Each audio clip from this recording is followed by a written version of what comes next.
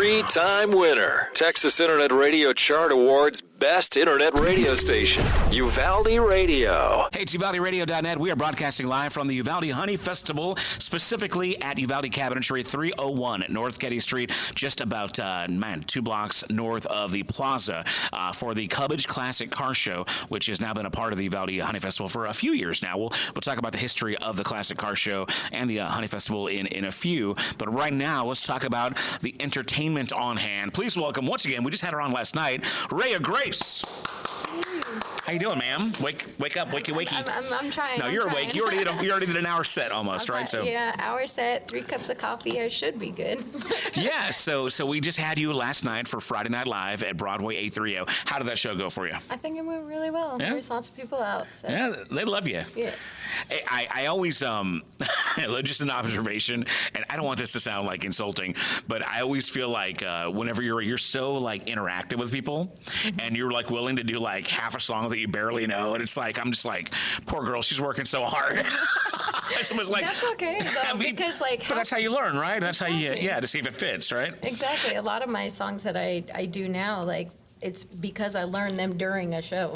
Yeah, I don't have that kind of like, I don't know, I guess I'm not that confident to where I'm just going to put myself out there to be like that vulnerable, like, oh, I'm going to try this and totally fail. Well, I'm not saying you failed. I'm just saying you do a great job, but I just couldn't do that. But I think it does show the fans, potential fans, or people that you don't, that you actually care about them and what they want. Yeah, and they'll give you the benefit of the doubt, or they'll give you the A+ for effort, right? So yeah, so it's a cool. Maybe it's a tactic. I don't know what you musicians do. It doesn't work that way for talking, and maybe it works that way for singing. But yeah, so we stuck around for part of the show, and I had to leave a little early, and I do apologize because we have a lot of stuff to get ready for with this broadcast and other stuff going on this weekend. But it's always a pleasure to see you at Broadway 830, and they always love you there. Did you get any food? Yes, I did. I had the chicken Alfredo. The chicken Alfredo? Yeah. Was it good? Yeah, they put it in like 5 minutes before I left. Yeah. It was packing up, so it was nice and warm, and it was great. Nice. All right, shout out to Broadway 830. Yeah. Always great over there. And speaking of, let's see here. Who do we have next week? I was going to give a plug to next week, but I forgot the calendar. I forget what it is. We do have live music by Rayah Grace here at Uvalde Cabinetry, and she's taking a quick break right now, but going to be back up, I want to say on stage, but outside the building, performing till noon. And other than that, we had breakfast this morning. What'd you think about El Jalisco de Herradero? It was really good. I took my leftovers and. I'm not gonna say El Jalisco de Herradero. That's how I would say it. Right. Yeah, you had some good tacos, right? With the tortillas, yeah. Those breakfast tacos there are amazing. There's the reason I'm so fat is because of that restaurant right there.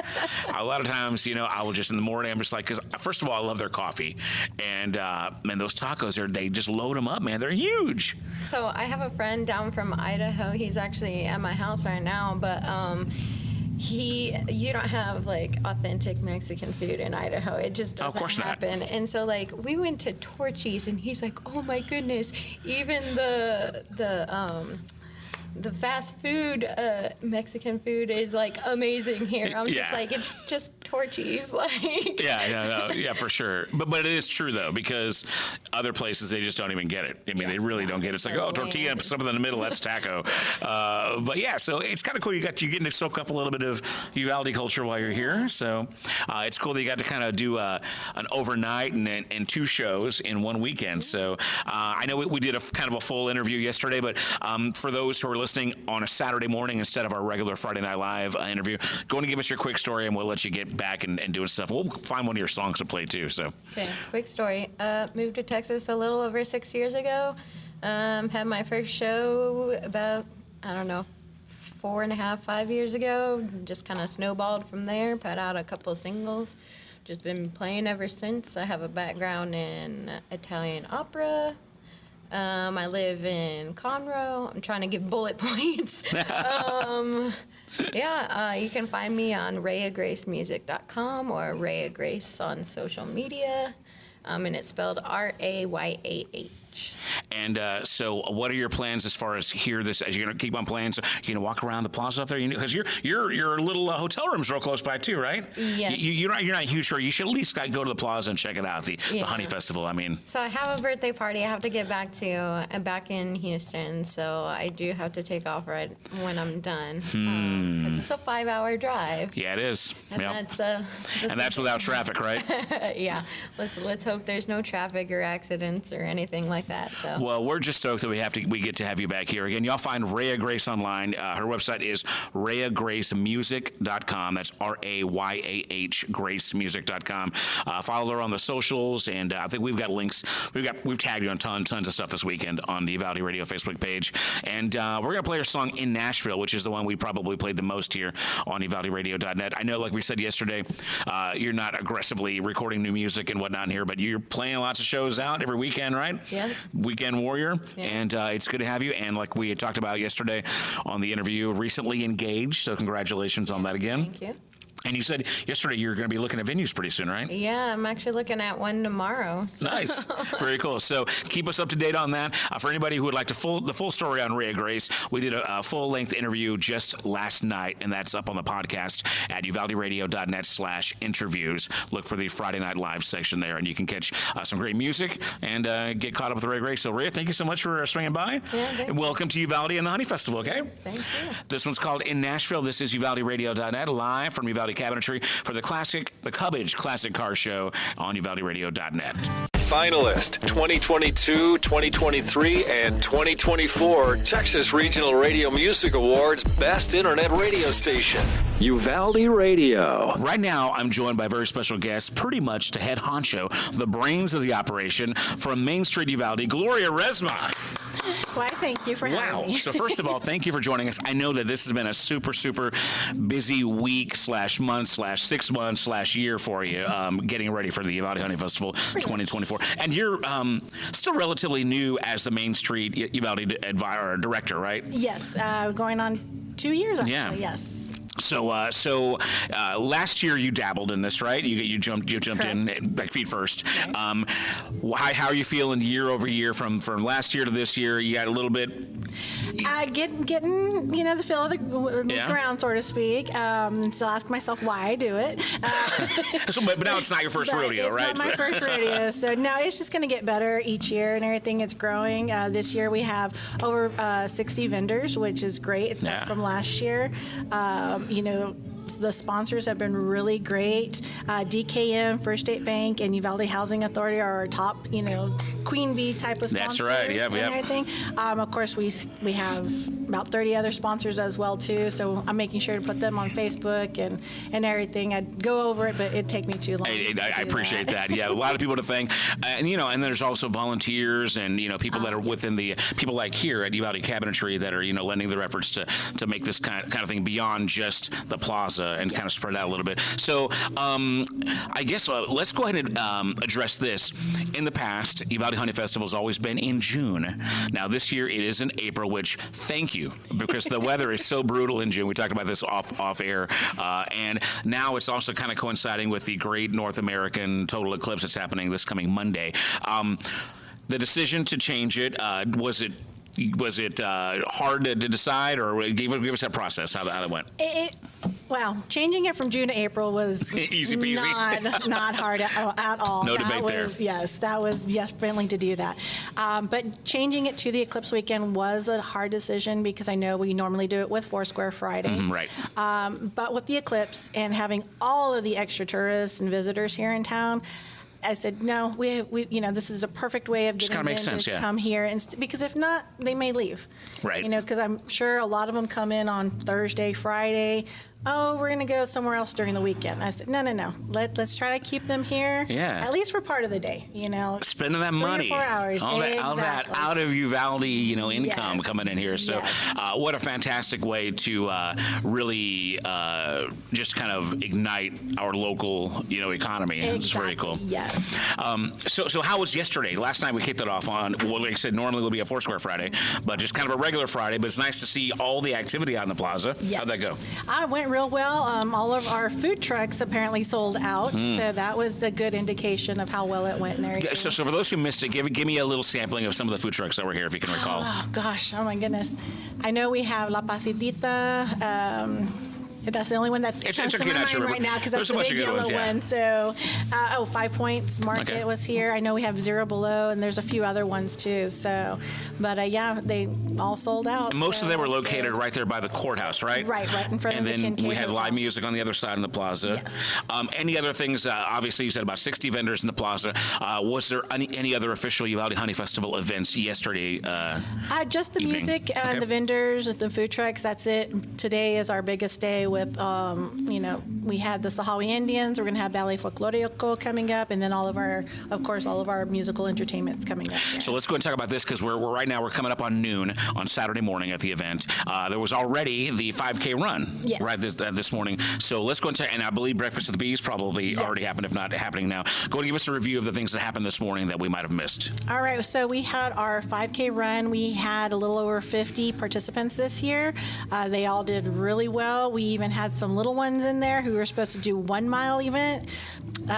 Went ahead and did 5K. Nice. So good. that was really good. A little overachiever. Just a little bit. It's all right though. He came in 13th. So very cool. Lucky number 13. Yeah, good there job. There you go. We also had Breakfast with the Bees where we had Uvalde 4-H helped us out with that quite a bit. They kind of took the reins on that one. So we had some NASA scientists here. We also had Texas A&M here as well.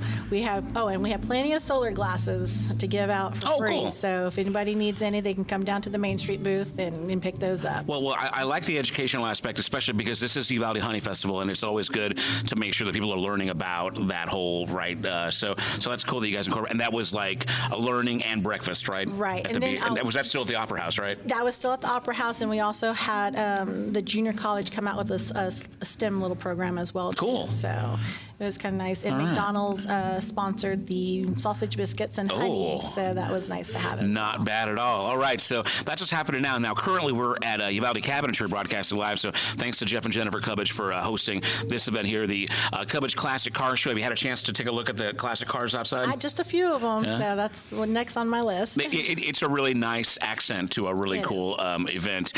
So what, again, you mentioned the live music, Ballet Folklorico, you've got the Sahawi dancers, live music. Do you have any, you want to give a list of who's playing if you have that memorized? I don't know if you do. I know we have Donovan coming in. We also have... Donovan's at 1 o'clock, right, if I'm not mistaken? Yes. Okay. And then after that, I believe, is Jackson White. Okay. He is from San Antonio and Waco. The whole band is from those two places, so they're coming in. A little bit of country, nice young fellow. His mom's really great. We also, another one is the Isaac Band. I'm not too familiar with them. Okay, I don't know them either. And then, of course, for our finale and headlining is going to be Bri Bagwell. We're excited about that. It's good to have her. I know we were supposed to have her a couple of years ago, and unfortunately, we had an upheaval in town, but it's good to have Bri back. And I was saying this earlier, her first time to play in Uvalde in a good 6 years. So the last time she was at the Lone Star Saloon when that place was still open. And we just did our live broadcast last week when Uvalde Radio went to the 14th Annual Texas Regional Radio Music Awards, where we won Best Internet Radio Station in Texas. Congratulations. Thank you very much. And she won Best Female Artist for the awards and Best Video. So she's just fresh off another couple of big wins. So it's going to be great to have such a talent. I mean, she's a big deal. So good job reining her into this party. I'll have to give credit to Caitlin and Camille over at the Opera House for very that good. one. So any other thoughts, any other sponsors, any other things to mention before we get back into programming and get you on your way?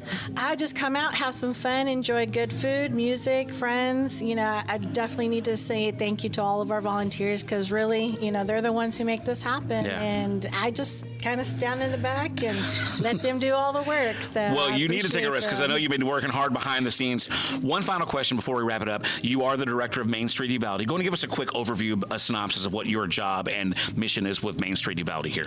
Well, with Main Street, actually, I was at a conference pretty much all week long, and they are changing some stuff up with our Main Street program. One of the things that we're really going to be focusing on is economic vitality. So starting, try to get those businesses in here, also to trying to get vacant buildings, full, bring in some retail, office space, even residentials. That's something that we could definitely have down here in Main Street. Street. So that's something that I'm looking forward to in the way they're changing things up. So it's going to be a little bit different than what we're normally used to about, doing events and really concentrating on the individual businesses. It's going to be more of an view of everything. So it's going to be a little bit different this coming up year. And now when they say Main Street Uvalde, people I think typically think of the literal Main Street. Yes. Go ahead. And I know that you serve the Main Street District. If you wouldn't mind, clarify that area for the listeners. So for Main Street District, you're going to start down where the Donut Palace is and head north over to my office on Getty and Mesquite Street. Okay.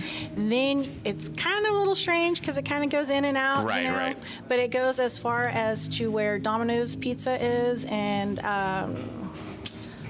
right before you get to Stripes. So it's going to be that street over and then all the way down towards where the Civic Center is. Right. And then it kind of, weaves in and out of that area. So think of like old school core Uvalde downtown. Exactly. Yeah. So roughly surprisingly enough, there's about 170 businesses in that area. Fantastic. Not all retail, of course, but it's a very busy district. And you guys do a great job of supporting and propping up a variety of different businesses. I mean, it takes different ways to support retail versus restaurant versus office spacing, and whatnot. So great job. And MainStreetUvalde.com, is that the website, or is there something different? It's on the city website now. It's on the city website, so it's going to be UvaldeTX.gov/Main Street. UvaldeTX.gov/Main Street. Well, again, we got Gloria Resma here. She's the brains of the operation, the queen bee, as you would say, of the Uvalde Honey Festival. So great job. Thank you for joining us, and we're going to let you go get some rest or do your work, whatever it is you need to do, okay? Well, thank you so much. Again. We are live at Uvalde Cabinetry, 301 North Getty Street. Come on and see us at the Cubbage Classic Car Show.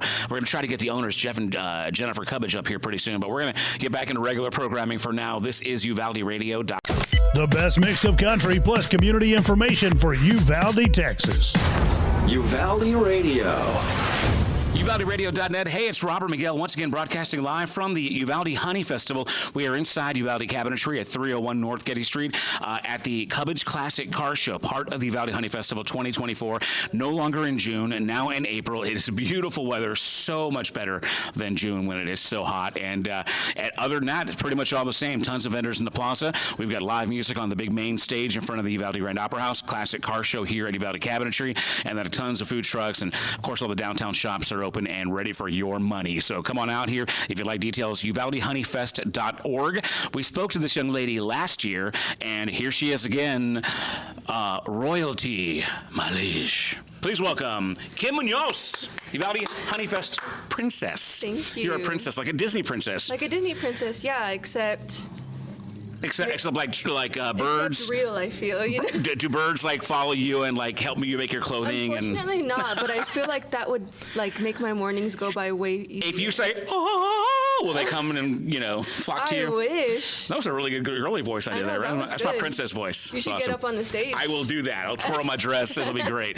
But you look great. I mean, you got your sash. Yes. And your tiara. Yes. Tiara.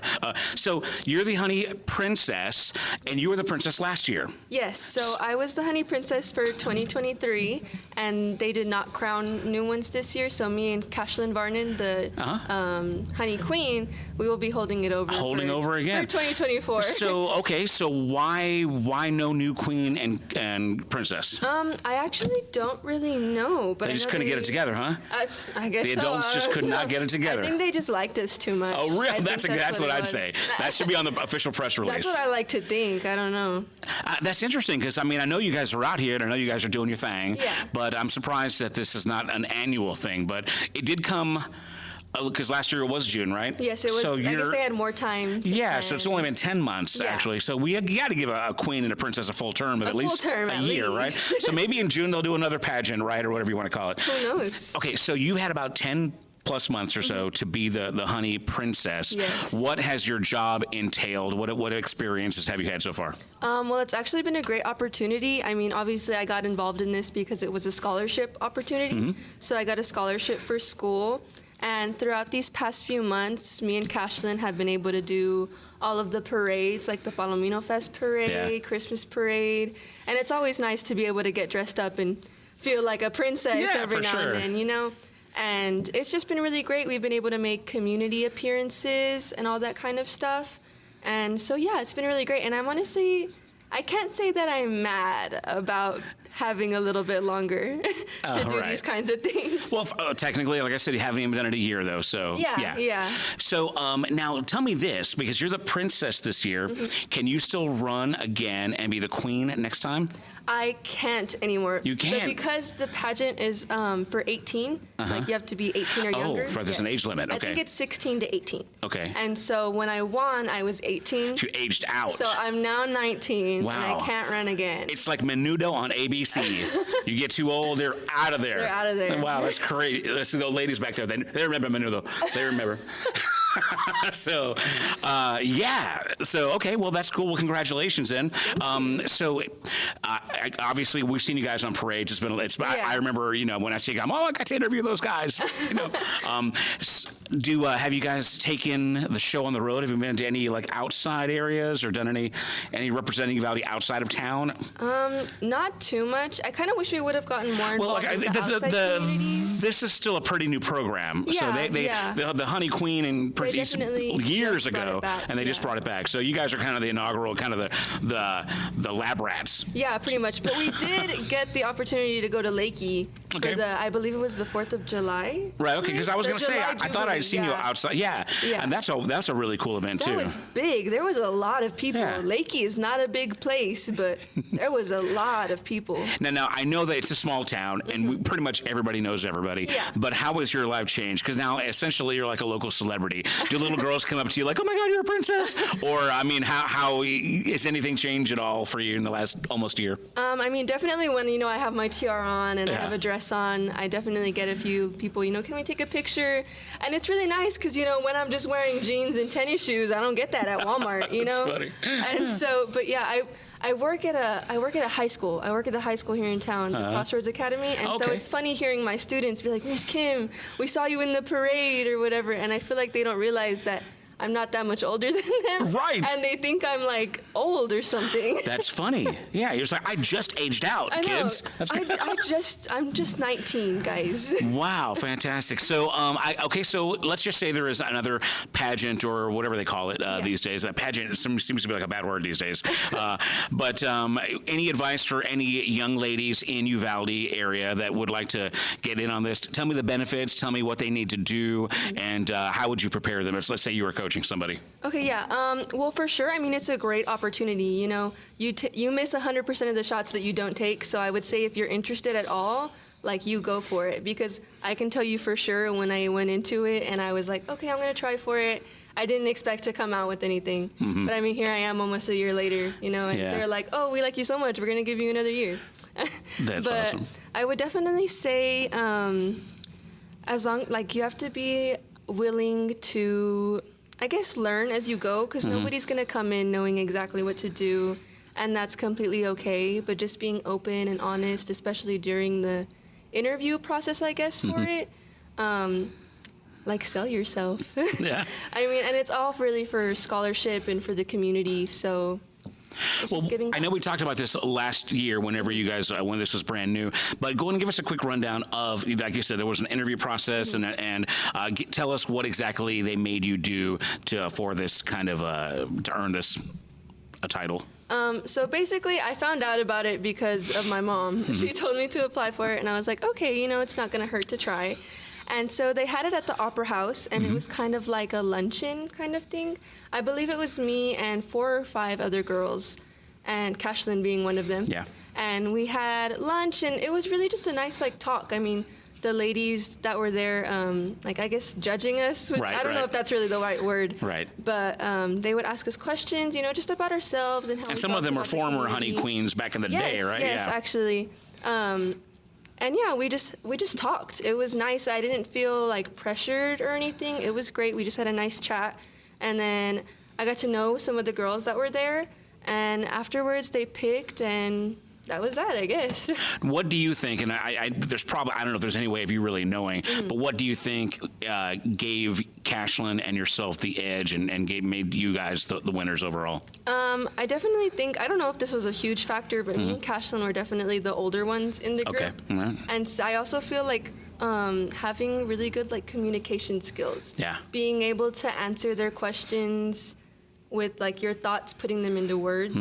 And also, I guess just like they were really looking for somebody who was charismatic and had personality. You know, they weren't looking for like the perfect look, but they were really looking for somebody who could represent the community. Yeah, someone that can speak and not be scared or nervous or bashful or whatnot. Yeah.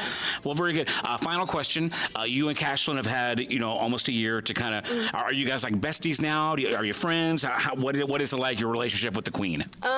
We're definitely friends. I mean, before this experience, I had no idea who Cashlyn was. You didn't know her at all, right? Yeah, I didn't know her at all. So yeah, we definitely text, especially when it gets closer to like events and stuff. Sure. Yeah. We like talk about what are you gonna wear, like all that kind of stuff. And she's a great person. She has a great personality. She's super cute. Love her. I wouldn't say that we're best friends, but it's definitely a new friend. Got a good work relationship going on there. We have a really good friendship, though. We work well together. We communicate well, and I couldn't ask for a better person to do this with. Though. That's fantastic. Now, if you're here in town and somebody 16 to 18 wanted to, like any of your friends or family, would you encourage them and coach them along? Do you have any ideas, or like little cousins or sisters or anybody you want to help out? Actually, they had posted about the pageant for this year, and I was trying to encourage some of my students. To try it out, because I mean, of course, like again, it's for scholarship, Yeah, sure. You get money to go to school, and that's always helpful, and I encourage all of my students to go to college. So I was trying to get some of them to try for it, but I mean, we don't really know what happened, but like I said, I'm not really mad to be doing it. If you're for a couple more months, that's fine. But if you get a whole new year, even better, right? I'm not going to complain. Yeah, fantastic. Yeah. All right, so are there any appearances on the schedule right now, or is you just soaking up the Honey Festival right now? As of right now, just the Honey Fest. You'll see us out there announcing the bands and stuff for today, and Cashlyn's out there at the Southern Lace booth. Okay, right. So y'all can see her out there, and we'll just be walking around. Feel free to come say hi. Are you guys going to get on stage at any point or do any announcements? Or do you have we'll be on stage announcing bands or performers. Cool. So we'll be up there. Right on. Well, again, Kim Munoz, our Honey Festival princess for 2024. Thank you for spending some time with us. Do you have like a website or social media or anything you want to share that you want to plug? Not really. I know it's a small town. It's kind of, you don't want any creepers out there. Look at my name on Instagram. I'm on there. Right. Well, it's been a pleasure catching up with you again, okay? Go have some fun, and we're going to take a break, get back into regular programming. We are live at Uvalde Cabinetry for the Uvalde Honey Festival as part of the, we're doing the Cubbage Classic Car Show. So come out and hear and see us. We're broadcasting live till at least 3, maybe a little longer. We got Nick Zamora coming up in about 15 minutes with live music, and we'll be back with more. This is UvaldeRadio.net. You're getting the best new Texas country and red dirt music. Uvalde Radio, redefining radio in Uvalde, Texas. We've got live music here earlier with Rayah Grace, and coming up at 1 o'clock, Mr. Nick Zamora out of San Antonio, and we're joined by Nick right now. What's up, sir? Welcome. Hey, man, good to see you again, as always. It is good to see you. We just hung out like less than 2 weeks ago in Arlington at the Texas Regional Radio Music Awards. When you won Internet Radio Station of the Year. Brought the trophy to show just to make sure everybody knew. Yeah, so thanks for your support over the years, too. And, it's great to finally get that hardware and bring it back home. And you did, you were out there, pressing the flesh, doing some networking and whatnot. How did that go for you at the T3R Awards? It was great. It was my first time, and so my first time there. Yeah. And you never know what to expect when you show up to these things, and so it was a lot of fun, really, really interesting, and met a ton of people. And honestly, it was just great to be able to support other artists and the Texas country music scene, and be able to show support for people like you who have done so much. I mean, again, I always say first station to play me on air. Look at us go! Good stuff, man. Well, tell me, did you get to say hi or do a photo op with any of your like music heroes? Because a lot of the big names are there, man. It was kind of cool. I really try not to get the photo groupie mode. Ops. I just don't want to be that. Like, there's nothing wrong with that. I feel bad. I did go up to Pat Green, and share a story with him that I opened for him once, and he would never ever know who I am. Of course, yeah. And so, but I always told. I've interviewed that guy a dozen times, and I know he doesn't remember me. It's like you and I have spent like 20 minutes talking several times in our lives. They meet so many people. Right. It's got to be difficult. And so, but I was like, this would be my one opportunity to tell him my story of how they barely let me into his concert. Had nothing to do with him. They barely let me in, and I opened. It was like I got to open, and then they were like, okay, you can leave now. Well, Finish more details. What's going on there? I played. It was an all-day thing, and so I played very early. And he was the closer. Right. And so when you play at noon on like a smaller stage while they're setting up for him, and I think it was Mike Ryan was playing before him, and then there was like one or two other acoustic artists kind of throughout the day. And I was like, well, can I stay? And they're like, do you have tickets? And I was like, no. Wow, that's a strict bill there, huh? They ended up giving me tickets, but I was in like general admission, like up against the fence, like, 50 feet back. That's Nick. That's what we call paying your dues, brother. Hey, it was paying worth the it. dues. My dad came with me and ended up being a really cool. Now, concert. was that an exposure gig for? Or did you actually get paid? No, yeah, I actually got paid. Oh, so there you go. You're the hired help at that point, I guess, right? So, yeah, I mean, it's like we're giving you a paycheck. We're not giving you tickets, also. Okay, so no offense to you, but I'm just wondering what Pat Green would even have to say. Like, if somebody said that to me, I'd be like, kind of really not my problem. Like, he had nothing to do with it. Yeah. And I didn't share all the details of it. I didn't go into that detail with him. I just kind of said, I always share this story of how I opened for you. Right. And we never even met. Right. Have no idea who I am. But it was an honor to play for you. And he just kind of went, oh, that's cool. Yeah. I mean, and it is weird when you're on a stacked bill and, you're playing at noon, the headliner's playing at 9. And, they're never going to see you or know that you were even there probably. But, but you get to say, I open for Pat Green. Well, and I'm about to do another one where I'm like 2 bands before Stoney LaRue. Nice. And I'm like, not going to get to meet him. He has no idea who I am. But you're opening for Stoney LaRue. I'm actually legitimately opening for Stoney LaRue. That's fantastic. Again, we got Nick Zamora here. He's based out of San Antonio. I know we got to get you playing and hear some live music soon. Get going for those who haven't heard you on a Friday Night Live interview. Give us your quick story, man. Give us your background again. Yeah, so I was a worship pastor for 25-something years, and my dad ended up with stomach cancer, and then years after that, ended up needing double bypass surgery. He's a performer. I grew up with 2 parents who are performers, and he said, hey, can you cover some shows for me?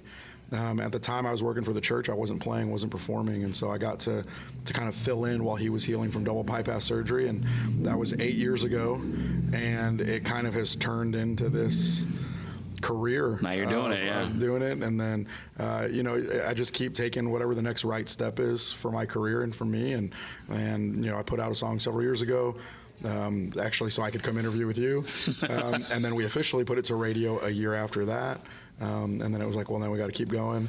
And so we're just, wherever God takes us and whatever happens, it's what we're doing. And I've got a great team with, G289 Productions Entertainment behind me. And shout out to Cynthia. We love you. Shout out to Cynthia. And got a great team around me that's been kind of helping guide me and just kind of going, what is the next thing? Whatever that looks like is where we're going to go. Now you've already opened up for Pat Green. You got Stoney LaRue around the corner. Give any other career highlights so far? Oh man, I'm pretty. There's a lot. I mean, honestly, the first time you do a radio interview was a highlight for me. The first time, the Stoney LaRue show was actually for the Helotes Carnival. I grew up in Helotes, Texas. Oh, cool. Yeah. So to be able to play a hometown venue, I always have first memories of venues playing the Rustic, and so for me, it's more about the emotional connection. I got to do a song swap with my dad, who's in his late 70s. Wow. And venue booked us, and we're actually about to do another one in June for Father's Day. We're going to be doing a father-son show. Ooh. And so all of those things to me are, I think it's more the sentimental things kind of become big moments for me in my career. And that's really refreshing to hear, because a lot of people are just, they're hung up on the chart status and the awards and, like I said, who you're opening up for. But yeah, it's nice to hear that, we're making memories, with family and friends and experiences and things that, when it's all said and done are really important things in our short times here on this green earth. So again, we got Nick Zamora. Before we get you playing out here at Uvalde Cabinetry, we have to talk about the new single. You got a brand new single, and like we spoke about at the award ceremony, you just had your single release party, right? I did. How did that go? Give us details. It went really well. The events they can be a little stressful. Yeah. But I mean, we had it at Stetson Helotes there in Helotes, Texas, and the place was packed out from, open to close. We walked in and we were like, hey, can we get a table? We're the band, right? Yeah. Can we get a table? And they were like, no. We're like, what do you mean? They're like, there's none left. It's so packed, they wouldn't even let Pat Green in. Yeah. So there you go. Tit for tat, bro. Tit for tat. There, but that would be funny. No, it was great. We had a lot of friends and family there. A lot of support from friends. Unfortunately, like my family was out of town. Scheduling always hits things, and so my parents weren't able to be there. But they're like, hey, well, we're gonna come to another show. And they've heard the song. It's not, but it was an amazing night. Such great. My band, they're my best friends in my family, and so to be able to celebrate that with them, again, it was just a really big highlight for me. So were you selling T-shirts and get people to download the single? Yeah. What exactly are the things that you want to focus on with a single release party? Yeah, so a big thing is just that, one for me more than anything was just celebrating the fact that we made it. This song was kind of a labor just bringing of love. attention to it. Yeah, it took me a good. I wrote it very quickly. But getting it to record well, particularly, sometimes I play a lot of struggle with vocal issues, and of course they always seem to happen the moment I'm going into studio. And so my first cut of the vocal, I was just very unpleased with, and it had nothing to do. It was me. And so we sat on it, and so what should have been several weeks of turnaround turned into months. Wow. And so to get it out well the way we were happy with it. Took a little while, and it was all on me. So that is cause to celebrate. Yeah. So hence the just single release thing. getting to the end of it. So we were celebrating that. Of course, we're selling merch. Yeah. Which I meant to bring you a shirt today, and I couldn't get into my trailer. No, it's all good, man. And so, cool. But we'll be back with you soon, and I'll be bringing that shirt out to you. But we're just more about anything, just bringing attention. But then for me, it was just celebrating with all of the people. We had some people who came on as the producers, associate producers, helping financially, and just celebrating all of those people and honoring all the people who came alongside me. Yeah. And even honoring, I always don't like using the word fans, but honoring people who listen to the music and come alongside us. That is part of this process, is that when you listen to our music. And that's a big part of it. That's what makes it possible. Right, yeah. Right. I mean, really. You're part of the industry in that moment. You're part of our journey. Just by listening to our music, you become a co-laborer almost with us in this art and in this industry. And so I just wanted to honor the people as much as possible that, one, put money behind it, put time behind it, put their emotions, blood, sweat, and tears, but also the people who just connected with it and supported me and our team. Very good. Well, again, we got Nick Zamora here. The new single is called Whiskey and Roses. You've heard it on UvaldeRadio.net. We're going to play it again right now. But quickly, Nick, before we get you on live, tell us, where can we download the song? Where can we find more about you? Always Apple Music and Spotify, available right on there. Of course, iTunes.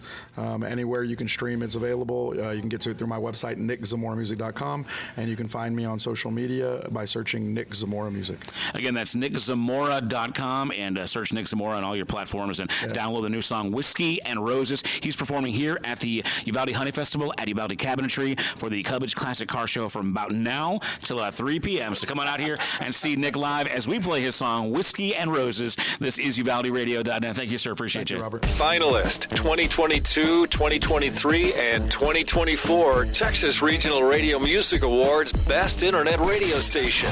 Uvalde Radio. UvaldeRadio.net, once again coming at you live from the Uvalde Honey Festival, more specifically at Uvalde Cabinetry, 301 North Getty Street for the Cubbage Classic Car Show. There's at least a couple of dozen, maybe even 30 classic cars out here on display, so it is a perfect family event, and just bring the kids. Kids especially love these things. And, of course, old dudes, too, because there's a lot of classic cars out here that might trigger a bunch of cool memories for you. But cars on display, live music by Nick Zamora out of San Antonio, playing some really cool hits and maybe even a couple of originals. And you get an opportunity to come visit your neighbors here at Uvalde Cabinetry. Again, 301 North Getty Street. And I'm joined now by owner of Uvalde Cabinetry and Cubbage Construction, as well as founder of the Cubbage Classic Car Show, Mr. Jeff Cubbage. How you doing, sir? Thank you. No, I want to say, first of all, thank you to you for, I mentioned this earlier on air, that you and Jennifer were among the very first sponsor/advertiser supporters of UvaldeRadio.net years ago when we started this thing. Literally, the first one or two, maybe three people to sign up and say, you know what, we're going to get behind you guys and, support what you guys do. And we just, I cannot say enough. We're going to be 5 years old in July. We just got Internet Radio Station of the Year in Texas. Congratulations. And I know you had friends and family voting for us too. So yes. We saw greatness a long time ago with you, so we wanted to make sure. Well, thank you again for your support, and we've loved this partnership we've had with you guys, and it's been great watching you guys, because I know you guys are classic car aficionados and owners, right, and whatnot, and I know that you've been in the classic car show circuit for a long time, participating and winning trophies galore. Right. But now you guys in the last couple of years have kind of delved into putting on your own shows, so it's really been cool watching you guys also grow and in this thing. So let's go on and get into today. First of all, today is the Cubbage Classic Car Show, which is now part of the Uvalde Honey Festival. Is this your second or third year to be doing this now? Our second year to officially be a part of it.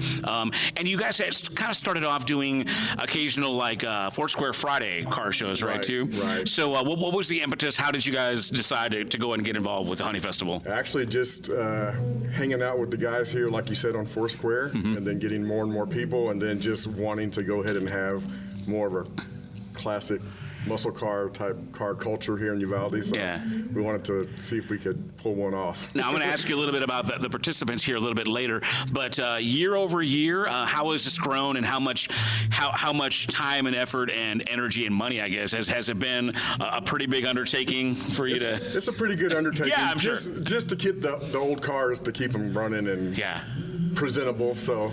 Well, let's start there, because you, like I said, you're a classic car fan and aficionado and owner.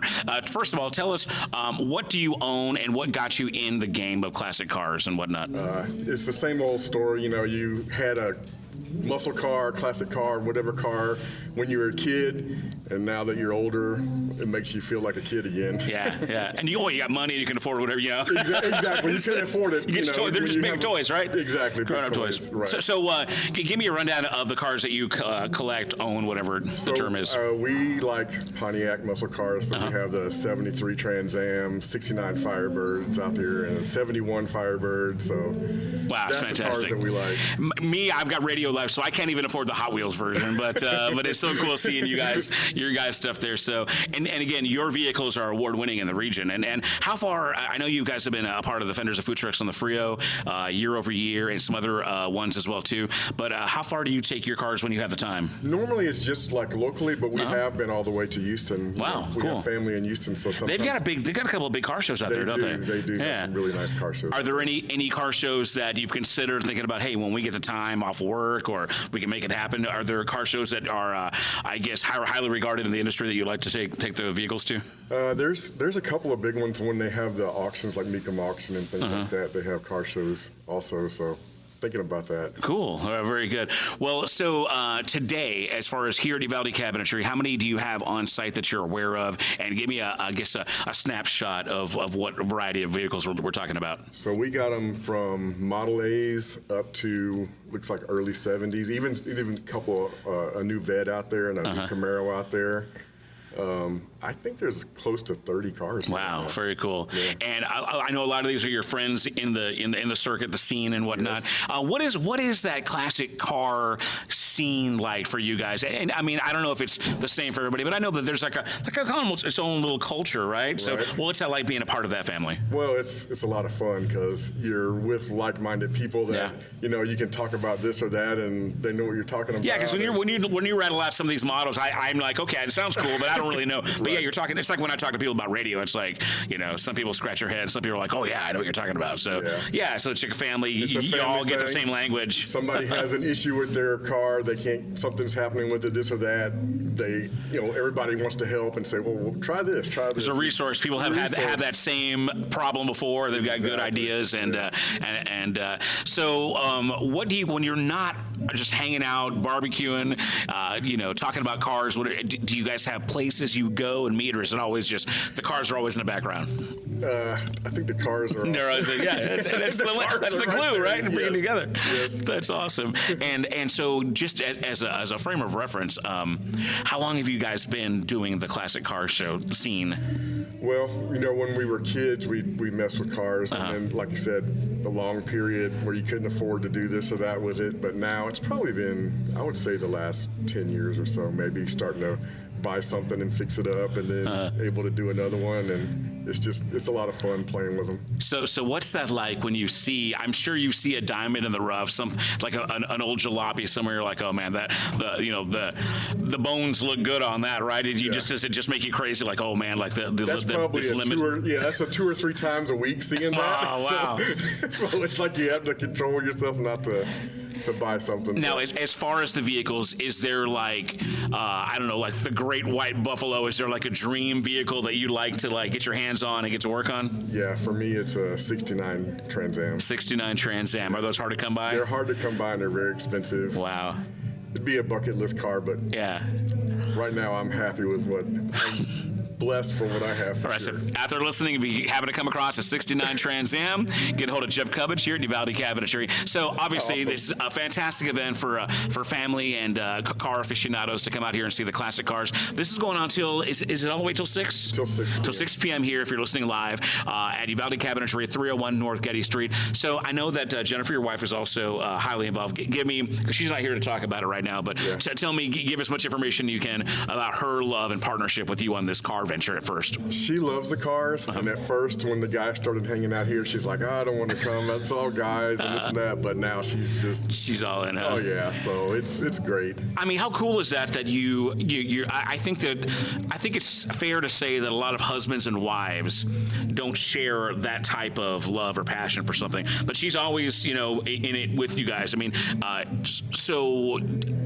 do you find it mostly the men, or are there a lot of women also that are involved? I guess what I'm saying is she a rarity? Is she like the rare wife that's heavily involved? Yeah, I know that there are some wives heavily involved, but she is, and she helps actually spur me on to do more and more. Oh, good. So, yeah. Well, I'm sure she got a competitive nature. She's like, move it, let's go. That's awesome. Yeah. That's fantastic. So let's go ahead and shift gears. Let's talk about Uvalde Cabinetry, Cubbage Construction. You guys have, tell us how long you've been in business here in Uvalde. I know it's been a while. It's been almost 30 years, I think. Wow, it's crazy. Yeah. Go on and give us a story. I mean, I'm sure it was, humble beginnings. And go and give me your story about how that worked. Very humble beginnings, starting with small jobs and Cubbage Construction first for many years, Uvalde Cabinetry just for the last 7 or 8 years. Mm-hmm. And we started this just because it's hard to find cabinets, countertops, things like that in a small town.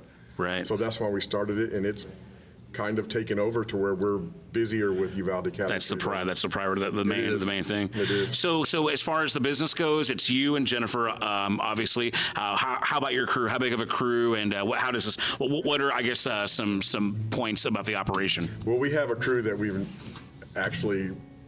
Their kids grow up 20 years, so we had them for a long time. Yeah, and it's good to work with someone that you know that well. Family, basically. Basically. That's awesome. I mean, and that's the great thing about a small town as well too. Now, you guys haven't been in Uvalde all your lives, right? No. Go and give us a little bit of your personal backstory. So what led you here to Uvalde? We both grew up in Houston, and probably in our early 20s. I had enough of being in traffic one day and came home and said, we're leaving. Houston. What brought you to Uvalde? Road rage brought me to Uvalde. Exactly. Exactly right.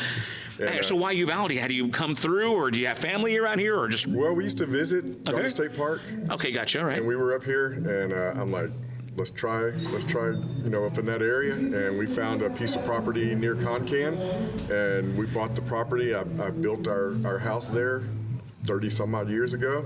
And then we just started slowly building our business from there. That's awesome. And so you guys still based in Concan? Yes. Same place? Yes, Very good. Same home. Man, well, it's so cool to see that you guys being a part of this Honey Festival. And I imagine what if you wanted to get bigger, or do you have like a list of accomplishments that you want to do? Because obviously, Uvalde Cabinetry and Cubbage Construction is successful here in the region. As far as the car show, any dreams or things you want to take, any way you want to take this further? Well, I think that we're doing really well with the Uvalde Cabinetry. I think we're going to focus on that, and then if we can, wind down a little bit and focus on maybe some more car shows like this. It's a lot of fun. So I mean, because you guys, as far as the organization part, there's a whole bunch of like stuff from the back end, right? Right. Just and you're already doing your regular job, and life and whatnot. Yes. So there's answering emails and taking phone calls and all the other stuff, and then just on the day of. Now Jennifer seems to be really good at just kind of knocking out decorations and organization, and she's the best. She's always running around, but she makes it look kind of effortless. I don't know how she does it. She does. Well, thank you guys again for being involved in the Uvalde Honey Festival. Is this a pretty independent venture, or do you work hand in hand with the city or Main Street? How much, I guess, oversight is there? Or do they let you kind of go, just wind you up and say go? Oh yeah, I think they kind of say, if y'all can handle you that, do this for us, we'll be okay with it. Yeah, that's awesome. Well, Gloria Resma from the Main Street Uvalde office. She came in here early. We talked to her, and she was just pleased as punch, over the turnout and the fantastic job you guys are doing. Any cool thing? Give me some plugs about Uvalde Cabinetry. What can people find when they? And I know that are you guys still by appointment? We for the most part? We are by appointment because we have a lot of jobs going on right now. Yeah. And I'm in and out, so it's hard to just stay in the office the whole time. Yeah, so for if sure. someone can make it's just like you said, Jennifer and I. So if someone can make an appointment, we can be sure to be here and meet them. And we got a full line of cabinetry, countertops, and we can do a full remodel if you need to. So. Wow, that's fantastic. So the website is UvaldeCabinetry.com. You guys are on social media as well. What's the best number to call? Just say someone wants to write it down right now. What's the best number to call? It's going to be 830-591-8123. Okay, well, let's talk now about the event today. I know people are you guys awarding any plaques or trophies, or is it just kind of brag? I think you guys are asking for a People's Choice, right? We're having one award. Okay. It's going to be a People's Choice, so whoever wants to come in and look at the cars, pick which one that they like is their favorite, and just vote for them. Just fill out a little form, boom, go in there. Put the paper in the box, and then we'll have one trophy for the People's Choice Award. Now I feel like you probably should have been able to feel a little bit of energy at this point in the day. Is there a front runner that you can kind of feel a vibe for, as far as who that front runner might be for this? I don't know. There's a lot of cool cars. There are a lot of cool cars out there. Yeah. That bright yellow '57 Chevrolet sitting out there. The one right here in the front. Oh yeah, and plus with the whole Uvalde Honey Festival with the yellow theme, I think it does. It stands out. Yeah, it's beautiful. It does. It really is. So okay. Well, I haven't cast my vote yet, so I'll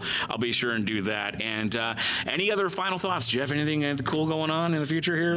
No. I just appreciate your support with us all the time. I really appreciate that help. Well, again, like I said, I can't say it enough. You guys have been with us from the beginning, and we just appreciate the partnership and support. And thanks for rallying the votes too, man. You helped us bring home the big trophy at the Texas Regional Radio Music Awards. So awesome. And some of your friends that I don't even really know that well, they're like, "Yeah, we voted for you." I'm like, "Man, thank you so much. So cool."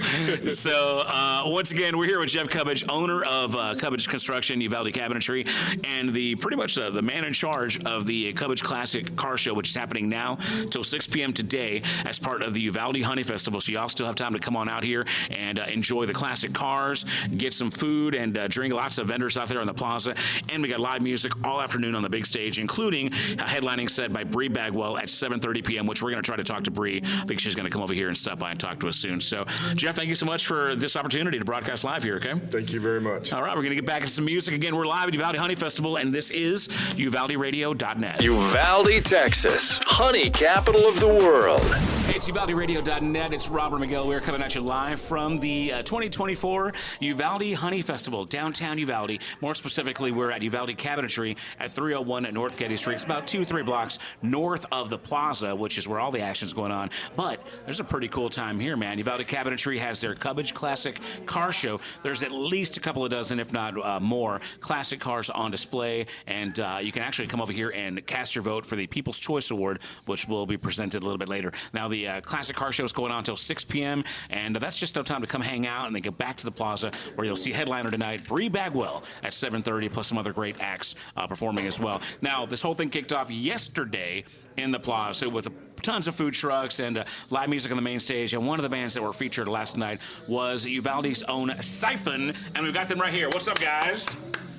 I know you guys already played yesterday, right? But, but you're rock stars, so you couldn't get you here early because you guys wake up at like afternoon, right? When you're a black t-shirt rock star band, right? So I appreciate you guys coming here. Join us in the afternoon.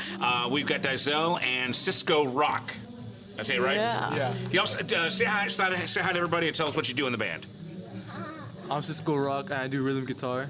And I'm Dizel. I'm the vocalist. Very cool. So I missed your show last night. I'm sorry to say. We have a whole bunch going on as well, too. We do our Friday Night Live at Broadway 3 over Friday, so I was committed to that. But I saw you guys just a week ago at the Fenders and Food Trucks on the Frio show. So I've seen your current set. You guys rocked it, man. It sounded good. Thank you. I feel like you guys are growing and growing. Yeah. Now, how long have you guys been around now? At least a couple of years, right? I would say like 2 or 3 maybe. 2 or 3 years, right? Yeah. So somebody give me the backstory of Syphon, how you guys got together. I know you guys are part of the Studio 3 family of artists, but go ahead and give us the rundown real quick. We got together at the studio. The teachers got us together, and then that's how we formed. Yeah, we all wanted to learn how to play music, and kind of formed a little band. Yeah. We all like the same thing, you know? So you guys still working with Studio 3, Yes. Are you guys all still kind of doing now? At this point, when you're a band now, are you going to Studio 3 independently and learning still, or are you just as a band kind of learning and growing? A bit of both. Really? Yes. Yeah. So Eric over there, I see Eric in the wings over there. He's in the green room in the fancy backstage area. So does he work with you guys independently to kind of give you? Is Eric your primary teacher, or do you have somebody else within the studio that's doing your? It's not just Eric; it's everyone else giving tips on how to do stuff, right? And how to interact with crowds and music and all that stuff. Now, do you guys, as a vocalist and a guitarist, do you have separate coaches that are kind of primarily working with you guys? Yes. We have different instructors that we take lessons from at the studio. So mine is Kat of Surge. Everyone knows her. And she gives me little pointers on how to work the crowd and just helps me grow my voice more and more. And Cisco, who's your primary instructor over My there? instructor is Daniel from Surge. And he helps me play the guitar, he helps me learn some stuff, some little things I could do on stage and all that stuff. All right, and when we're talking about Kat and Daniel, when they say Surge, they of course mean the rock band Surge, based here in Uvalde, which is also kind of came together as Studio 3 musicians as well. Yeah. So how long have you guys been with Studio 3? And go ahead and give us, let's make Eric happy, give us the plugs on Studio 3, man. Tell us what if somebody's thinking about, getting music lessons or joining a band, what's the best step to take with Studio 3? Well, when I started to take lessons, we had no idea that there was a studio in Uvalde. So it was really cool to find that out. So we made a call to Eric, of course, and he gave us a little tour of the studio, and I fell in love because it's a studio. It's rock star, man. Cool. Dude, even I go in there. It's like I've seen a lot of rock and roll, man. House. It's like I'm like, oh my gosh, I want this. I want to live here. Can you just give me I want to rock in the corner and I'll be okay. Literally. And so we got to meet everyone. He introduced me to all the instructors for piano, vocals, bass, and of course guitar and drums. So they have really everything, and it's really nice, really friendly environment. It's really nice. Very cool. And Cisco, what's your experience with getting involved with Studio 3? Oh, I loved it. I loved everything. Everything about it. Very good. So, hey, Eric, come over here. Give the quick plug on Studio 3. Then we'll get back to the rock band Syphon. Give us the quick run on how to get involved and how to find out more. Yeah, Studio 3. Give us a call or come by the studio. We're at 121 West South Street, across from the post office. We do guitar, we do vocals, we do drums, and bass. Dizel didn't mention that she's my bass student. Oh, really? Okay. As well as a vocal student. Nice. Right, and she's actually really good. Right, so if we ever lose our bass player, we're set. It's gonna have a backup. Yeah, that's right. I'm ready. The best is to have a singer/drummer because drummers die all the time. Just so so someone can step in and be like the Phil Collins of the band. You've seen that documentary, right? Spinal Tap? Yeah. Okay. Oh, yeah. Okay. There you go, yeah. All right. But, okay, I'm sorry. Continue the plug. Yeah, no. Yeah, definitely. We work with group lessons, like with Syphon. Whenever we find those kids, like these guys came in one summer, and it was just like everyone liked the same music. Dizel came in with a Motley Crue T-shirt. I'm like, how do you know about those guys? Right. Yeah. And like she could tell you like every album, every song, and I was just shocked that she knew. That's real. That was man. a fan, yeah. Because nowadays the youngsters, and you and I, Eric, we grew up in that kind of same era. It's always kind of weird because you see a young person, they're wearing a Nirvana T-shirt or a Motley Crue shirt. They only know like 3 songs. Right. But yeah, these kids are the real deal, man. They know the catalog, right? They are. Cisco came in that same summer, and he's a little bit heavier on the heavier side. Oh, right, Cisco? right? You got to twist his arm to play Scorpions. But he's a great kid. But and Cisco's rocking the Slipknot shirt, so that he makes is. total There sense. you go. Yeah. That is exactly. And you had one last night, a different Slipknot shirt, didn't you? Yeah, big Slipknot fan. But so these kids they enrolled, and after a few months, they were just progressing. I said, you know what? I'm gonna get these guys together and just see what happens. So we scheduled up just a jam session, right? And it kind of took off from there. Now, and to be clear, because we're talking about rock and roll here, and Eric, you're a rock, you're in the band Surge as well too. Right. So you have a rock heritage background, but you guys you're not just churning out rock musicians. You do a little bit of everything, right? Yeah. As a matter of fact, we've had a variety of student bands in the past. Mm-hmm. We had a top 40 cover band. I don't know if you were in town yet, Robert. They were called Cover Page. Okay, I think I remember the remnants of that. I think it was right towards, and that was a top 40, type of group. Then they, what happens is they graduate, they go to college, and the band usually disappears. Way to go, Yoko. Right. Bring up the band. And we've had definitely country. Trevor comes out of there. Trevor. Right? Yeah. Trevor, do you remember Haley? Haley was one of our students. Trevor Black. Yeah, Michaela has also come out of there. I think I've heard some interviews you've done with Michaela O'Neill. We love Caleb. Michaela, she's great, Yeah, and so we've had quite a few success stories, come out of there, and very proud of these kids and what they continue to accomplish, because we just talked about Trevor. He's no longer with the studio, He's out in Kingsville doing his own thing, still trying to, still working, going to college, but still making the music happen. So proud of these kids, they keep doing it. Yeah, they keep doing it. But it all starts with you guys, Studio 3 there in downtown Uvalde. So, well, thanks for sharing some information about the studio. Absolutely, Let's go Robert. get back to Syphon, guys. Let's talk about, first of all, last night. I mean, the Big Honey Festival, you guys kicked off the big, you guys essentially headlined, right? You guys were the last band to play. What was it like out there, downtown Uvalde, rocking out there on the big main stage? Oh, I loved it. Yeah. It's cool seeing all these people, just gather around for the music. Just turning out, everyone's enjoying the festival itself with all the food trucks and the vendors. And it's really nice to see that we catch their eye as well. Yeah. And it's a really nice experience. Now you guys played last year as well too, right? If I'm not mistaken. Yes. Okay. So, and you guys, Studio 3 is partnered up with the bands and, the studio with several long-standing, things. You guys are just vendors of food trucks, like we talked about last week with Devin and everybody at Andy's on River Road. And if I'm not mistaken, that that's a partnership that actually benefits the studio. Eric, do you have any information about how that turned out for you guys? Have they written a check for you guys for the program yet, or is that still to come? It's still to come. Not yet, but I trust Devin. Yeah, she's fantastic.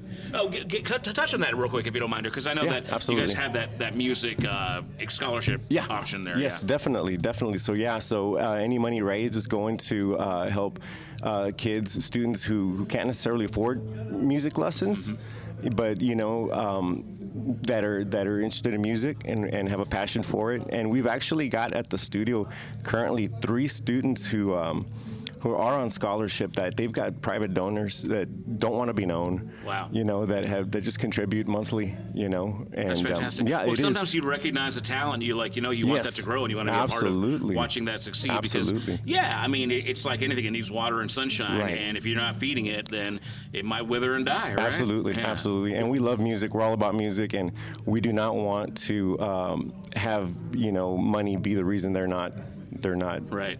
Succeeding in what they want to do and the passion. Well, you guys tore it up again at the Vendors of Food Trucks on the Frio, so I'm sure you guys just rocked it last night here at the Honey Festival. They really did. They really did. So proud of these guys. So, Cisco, I got a question for you now, man. I know that when I saw you guys at the Vendors of Food Trucks, a little bit of a lineup change in Syphon lately, right? Is there a lineup change going on? Okay, so tell me what's going on here. What's the change, and what direction is the band going in? We're trying to go for more variety of music than us being stuck in the 80s. So we've been talking about some other songs we want to do and all that. And we already have a set of songs that we plan to do and all that. Right. Cool. Well, who's in the band now? Who's changed up? Anybody different? Our drummer has changed. Okay. His name is Alex. And Where did he come from? He's also from Studio 3, or did you get it from outside the camp? Studio 3. Right, okay. Was there a particular reason why the lineup changed, or just a better fit, or someone, because your last drummer was younger, right, than you guys? Yes. Considerably. Is it more of like a better fit for someone that's more along your age, or what? I'm not trying to stir up drama, I'm just, it's like, oh, Eric's going to take this one. Oh, no, go ahead. Yeah. What you got? Yeah, it just feels better with the band. Everyone just gets along way more better and all that. Okay. All right, cool. All right, don't kill the drummer. They die easily. All right, so new drummer, and what Dizelle, tell me what other directions you guys are. What are you guys working on? Anything in the future coming up? Well, we've been working on getting a lot of songs nice and clean. We do have a lot of shows lined up, so it's our, like, what do you call it? It's like our crush time, you know? Yeah. Just knocking it out. Huh? Yeah, you're approaching summer, so I'm sure there's going to be a lot of summer shows and gigs and whatnot. Now, we talked about this briefly. I know you guys are new, and you're new as far as a band and relatively new musicians to a certain extent. What about writing original material? Is that something you guys are working on or aspire to work on? We've talked about it before.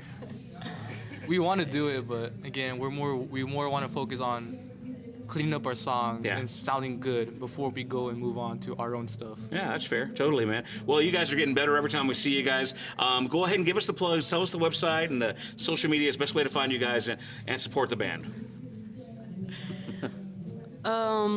We are on Facebook, Instagram, and TikTok at the band Syphon. And we do have a show coming up on Monday, April 8th, for a solar eclipse viewing. Down in Concan at Andy's on River Road. Oh, very good. Okay, right. There's more information on our social medias. Right, so it's just find the band Syphon pretty much across social channels and website. And at Andy's, what time are you guys playing? From 11 to 12 p.m. and then again at 3 to 4 p.m. Wait, 11 to 12 p.m. or a.m.? 11 a.m. to 12 p.m. 11 a.m. to 12 p.m. Noon. Okay. My bad. So, and then everybody's going to watch the eclipse and then come back for another set, right? Oh, yeah. All right. All right, Cisco, any final parting thoughts here? Any information we need to get? Well, what's fresh on the Syphon camp? Anything good? Where can we get T-shirts and merch and all that good stuff? I know your fans come out and they really rock the merch. What's the best way to get that? We sell merch at almost every show, and if you're not able to make it to a show, you can always message us on Instagram or Facebook. We do take orders. They'll get you that thing. All right, very good. Once again, Cisco and Dizelle from the band Syphon from right here in Uvalde, Texas, rocking the Uvalde Honey Festival last night. Looking forward to your next show. And again, if you'd like to see these guys live, doing their big Eclipse show at Andy's on River Road in Concan. Thank you guys for joining us, all right? Appreciate it. Good catching up with you guys. We're going to get back into programming here. Again, we're live at Uvalde Honey Festival at Uvalde Cabinetry as part of the Cubbage Classic Car Show. We're here till 6 p.m. The Honey Festival goes on till the late in the evening. I guess Bri Bagwell wraps up her set 7:30 to 9. And until then, man, it's just a lot of fun in downtown Uvalde. We'll be back with more. This is Uvalde Radio. Uvalde Radio. Cool in the shade in Tree City, USA. Uvalde Radio. All right, UvaldeRadio.net live from Uvalde Honey Festival 2024. That's Bri Bagwell with Freeman, and man, it's a free event here. Uvalde Honey Festival downtown, tons of vendors on the plaza, lots of food trucks. We got the classic car show happening right now, which is where we're at. Uvalde Cabinetry, 301 at North Getty Street. Tons of classic cars, and we are getting ready for the highlight of the big Uvalde Honey Festival performance by Bri Bagwell tonight, 7:30 p.m. on the big main stage. And joining me right now, it is the one, the only, the talented Bri Bagwell. Oh, thank you. Oh my gosh. It's so cool to have you here. In Uvalde again. It is actually cool in here. The AC is kicking. Thank you. That's why we're indoors. And let's see, we got this window. I know. Kind of like an old school radio station, right? It's awesome, and the cars are incredible. Yeah, have you had a chance to kind of take a look at some of those? I perused. There was one with Serape seat covers over there that had my eye. I was like, that is my car right there. That is fantastic. You know, good time to do a little photo shoot, or make a contact for your next music video. There we go. I love that. Or just drive off really fast in one. Exactly. I need a new vehicle, Lord knows. So there's that free man song comes in right there, Criminal. There she is, locked up again. So we just saw you like less than 2 weeks ago, I think, right? At the 14th Annual Texas Regional Radio Music Awards, where you were up for several awards, and you nabbed, Best Video and Female Artist, right? Yeah. I think it's been a few years since I won, so it felt good. Has it been a few years since you at won? least I think 4 or 5, maybe. Really? Yeah. So it was like, I mean, I don't really. You know how I feel about awards. Well, no, I mean, it's like I think every female deserves one, especially the ones that are doing. I mean, I worked for 15 years where I have guys and a crew and trailer, and so like I think the ones that deserve it are the girls that are going and setting up their own PA and playing for 3 hours and doing, because I did that for a long time and I know how hard that is. That's harder than what I do. That's a good way to think of it, I guess. But to me, I think you're always a shoe-in. So maybe that's why you didn't win the last couple of years. Maybe people's like, oh, she's always wins. I tell people, I'm like, don't vote for me, or I don't push it that hard, because I think that other people. I heard one girl say, why should I enter? Or why should I tell people to vote if Bri is up? Right. And that kind of broke my heart, because I thought, oh, no, you should, because I tell my people to vote for you. So a similar story. There's the Texas Internet Radio Chart, and UvaldeRadio.net has been on that panel. It's only 20 stations. It's a smaller, organization, but we're a 3-time winner of the TIRC award. Right. And this last year, I said, guys, I'm going to pull a Garth Brooks, and I just recused myself, because I was like, it's great to have these feathers in your cap, but we've been chasing the T3R, and I said, let somebody else have us, because we've been propped up by your organization, and, it makes, I don't want anybody to think it's like rigged. Totally. Yeah. And so there's a balance to go for these things. I agree. And I thought after the Artist of the Decade, I thought that meant that I was retired. So I was like, great, I don't have to do that anymore. And so I don't know, I might have to call and I might have to do the same thing next year, because it also makes you feel a little old. Never. By the way, you look great. You look amazing. Thank you. I was going to say you look even younger. Oh, wow. what? Yeah. That's so nice. We met. I was talking about this a couple times during the week. Looking forward to this, but we met about 6-ish years ago when you played Uvalde the last time. So it's about 5-6 years, right? Yeah. At the Lone Star Saloon, and I apologize because we didn't have like food and beer here at this thing, but we had a good in studio thing back when I was at the FM station on the road. It was so fun. That was such a fun afternoon. It was a lot of fun, and you were like the first like totally cool like rock star country artist that I got to meet. So I come from a rock radio background, as you know. I know that. And rock so star. So we try to do the rock and roll. Hey, let's drink and get loaded in this. Well, not loaded, but right. have some beers and stuff. You seem to be surprised at that time. You do a lot of drinking on the air. No, I know you endorse whiskeys and whatnot. So. I do, but let me tell you what happened to me. This will be a Uvalde Radio .net exclusive. Okay. I found out on Monday that I'm highly allergic to beer. What? Which explains everything. This late in the game? I know, and I've just been feeling bad for a long time, and the doctor was like, I think I found a correlation. I'm really allergic to brewer's yeast. So you just thought that was what a hangover was, and it was an allergy. My body was just feeling bad, but as I got older, it got worse. So I'm probably, I have a Topo Chico today. I'm probably look less tired than I did 6 years ago. I was going to say, like I said, you look younger. Yeah, you look amazing. Thank you. It's very nice. So how did they do an allergen test? And what is it, like hops? Is it like yeast? What is it you're allergic to? Brewer's yeast, yes, which is what you use to brew beer. Wow. And also baker's yeast, so bread too, which I kind of had a hunch, but I just needed to get it kind of figured out, because I'm on the road all the time, and sometimes I think, oh, it's just because I travel, and then people are like, are you stressed? And I'm like, no, I live my life. This is how I live my life all the time. And so we narrowed it down, and I was like, I told the doctor, can you take that back? Can I get my money back? I don't like these results. But what a great thing to learn, though, because that's something that you never would have thought of in a million years, right? I know. I don't think I've ever met anybody allergic to beer. Yeah, it's a sad day in Bri Bagwell land, but but no, it would be worse if you were allergic to whiskey. That's true. Yeah, right? I know. I didn't name my dog Beer. I named her Whiskey for a reason. So speaking of whiskey, where's Whiskey right now? She's on the RV. I bought her an RV since I saw you last, probably. But we've been traveling around in that instead of the Sprinter van, and I love it. It's been like a total game changer. Wow. It's really fun. So she loves it. That's her house. Yeah. And then I have a female tour manager who kills it, and a lot of times it's just her and I on the road with me and her and the dog. You got a female tour manager. Yeah, said, that's cool. All right, girl power. Yeah, she's here today. She kills it. She's great. So we are going to, I think, already 12 states this fall. Wow. We're going all the way to Pennsylvania and Ohio, and we're going far, so it'll be her and I and the RV and the dog. Now, speaking of whiskey, you performed at the Texas Regional Radio Music Awards again, where we said you won a couple of awards. But you had whiskey up on stage with you, and that was awesome. It was really cool. Thank you. I had just made her go TT outside, and she was so cold because I think she was shaking a little bit on the camera for a while, and I was like, she shook less than me when I went up there. Oh, by the way, Uvalde Radio, we got Internet Radio Station of the Year finally. Thank God. Oh yeah, so, I meant to say that when you said it earlier, and I was like, well, I didn't even say congratulations. No, to you did. You did earlier, so okay. and I appreciate that. And hopefully you But voted I mean for us because you're our buddy. So. Well, you always well. Oh, don't tell the other stations. I'll be in trouble. No, she did not. She did not vote for us. But my point was that man, that's a big stage, a lot of pressure. I'm sure it translates even into dog language.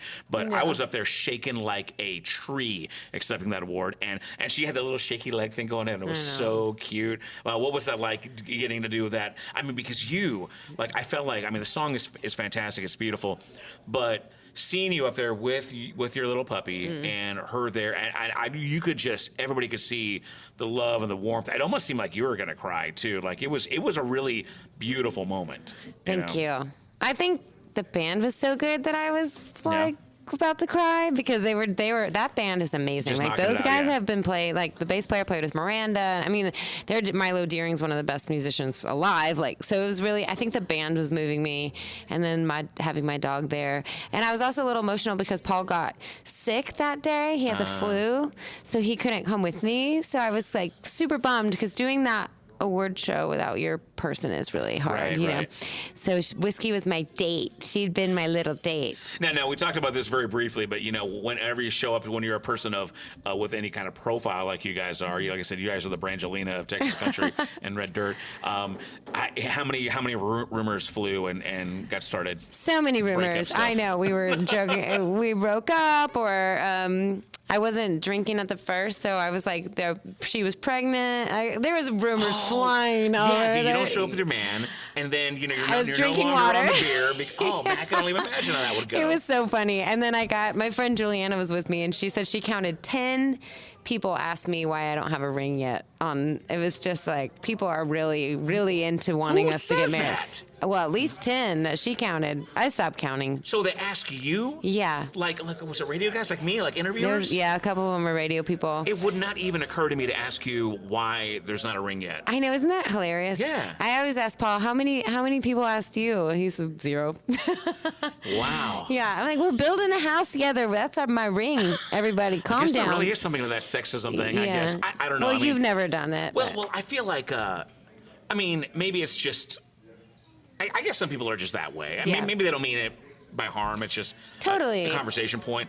But hearing it 10 times has to get taxing. Yeah. You know what I mean? I think people just don't realize it. It's like, hey, when it happens, it happens. But the way I look at it is, you guys haven't been together that long. Yeah, 4.5 years. But I guess what I'm saying is, like, in the grand scheme of things, you're both very much career people, and you got a lot going on. I would expect that. You know what I mean? And whenever you're doing. When you have a very public relationship, you have to tread lightly, I would think, right? I agree. Because if it doesn't work out, if you get married and then it doesn't work out, then you're that couple now, and you have a public divorce, too. Yeah. So, hey, take your time. Thank you. And we got so many irons in the fire, and we're putting every spare penny into our new house that we're building in Green, and it's been so fun. So anytime we played a show last night, private party, and we're, okay, what are we buying? Are we buying shiplap? Are we buying floors? Are we buying paint? Are we buying? So we're piecing our house together. I love that project mode. That's where the paychecks are going. One piece at a time. Oh yeah, there's never any extra money for me. I'm like, but it's very funny because I've just been not spending any money. So anytime someone sends me clothes or makeup or anything, I'm like, thank you so much, because the last thing I bought was a rainwater tank. So that's not very fun for myself.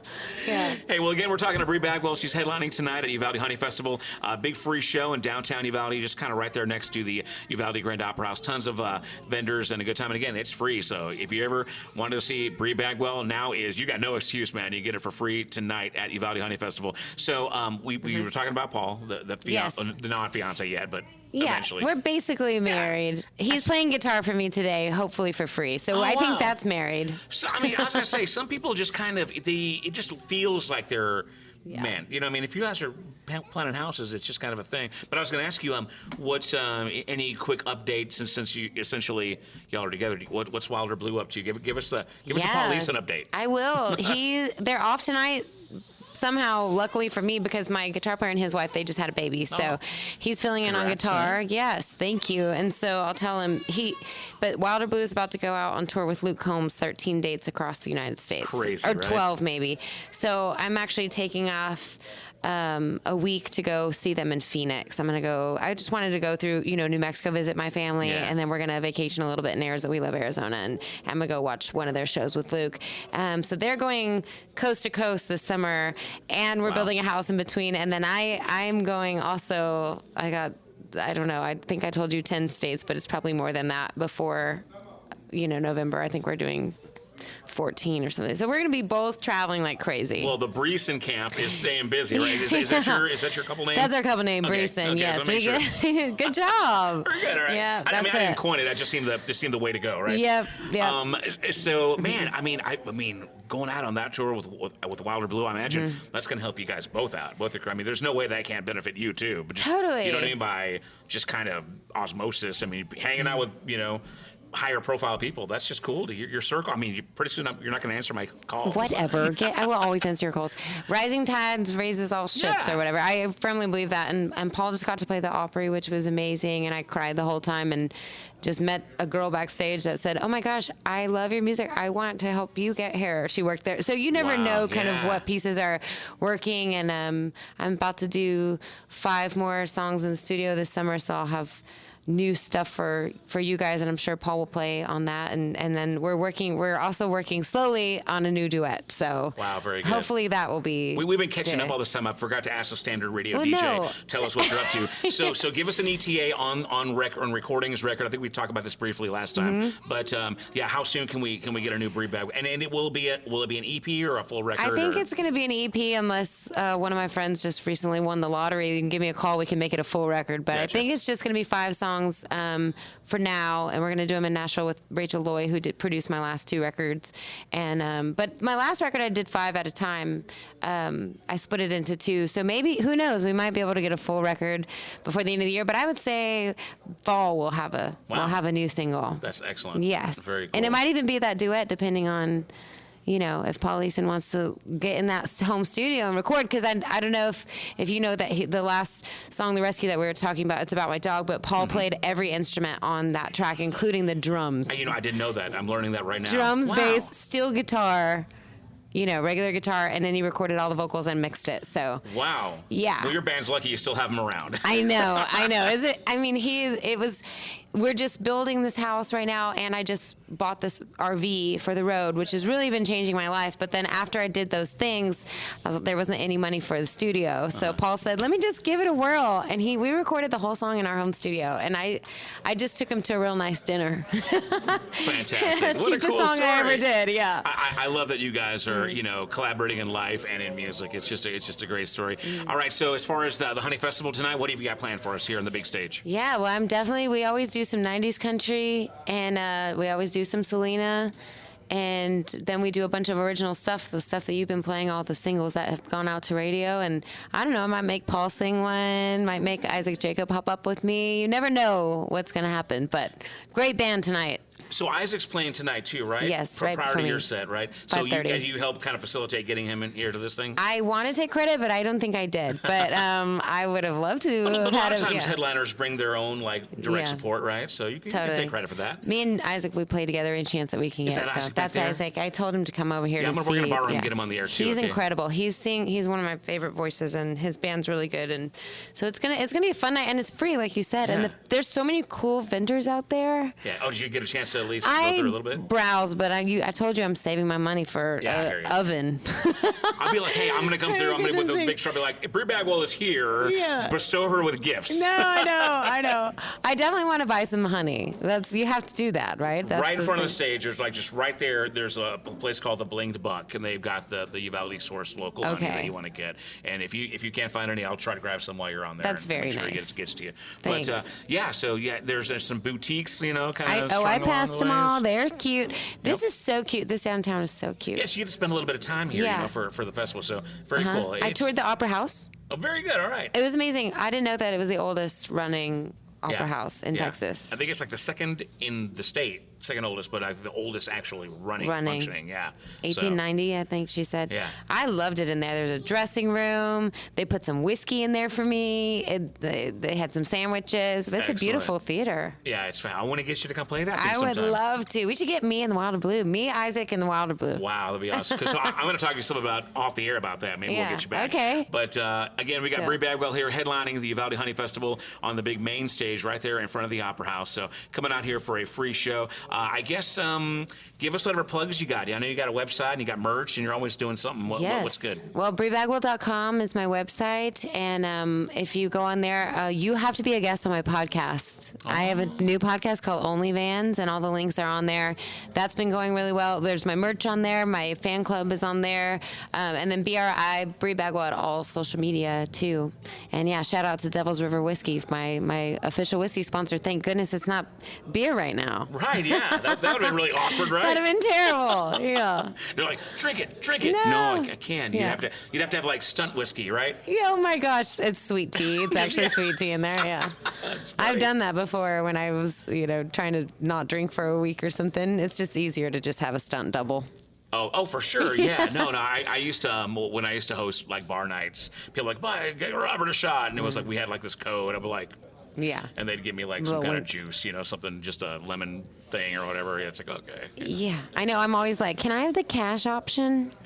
Well, and not to sound sexist, but as a female artist, you can always have creepy dudes trying to buy you drinks. And it's probably easier just to kind of get, that secret code. Yeah, exactly. I think so too. And I was playing a show with Allie Walker, came down from Nashville. She's a Canadian artist, and we did 5 shows together. And we looked down at the stage, and there was, no joke, 12 whiskey shots on the stage. Right. And we, that would be 6 each. We'd already had one, and it was so hilarious and people kept bringing them away. What do you think we could do with these shots? Right. That's just not safe in general either. And then, there's stories of people being roofied and stuff. So I just try to stick just put with a tip bucket there instead, like you said. Correct. Just like the cash, Yeah, that's $100 worth of whiskey. That would have bought maybe almost a tank of gas in my maybe RV. you need to bring like a big old canteen or flask and just kind of pour them in little by little, you know what I mean?